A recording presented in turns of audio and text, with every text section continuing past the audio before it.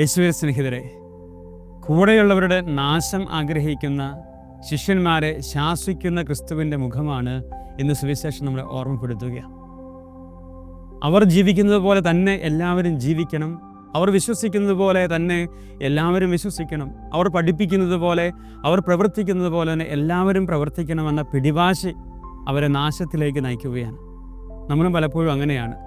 ഞങ്ങൾ പ്രസംഗിക്കുന്നത് പോലെ പറയാൻ പാടുള്ളൂ, ഞങ്ങൾ പറയുന്നത് അനുസരിക്കാവുള്ളൂ, ഞങ്ങൾ ചെയ്യുന്നത് പോലെ ജീവിക്കാവുള്ളൂ എന്ന ചില പിടിവാശികളൊക്കെ നമുക്കുണ്ട്.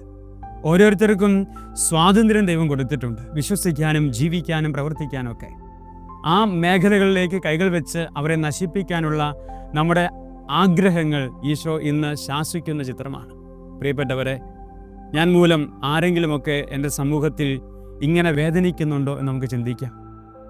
എൻ്റെ ജീവിതശൈലിയാണ് ഏറ്റവും നല്ലതെന്നുള്ള മിഥ്യാധാരണയിൽ മറ്റുള്ളവരെ നശിപ്പിക്കാൻ നമ്മൾ പരിശ്രമിക്കുന്നുണ്ടോ എന്ന് നമുക്ക് പരിശോധിക്കാം.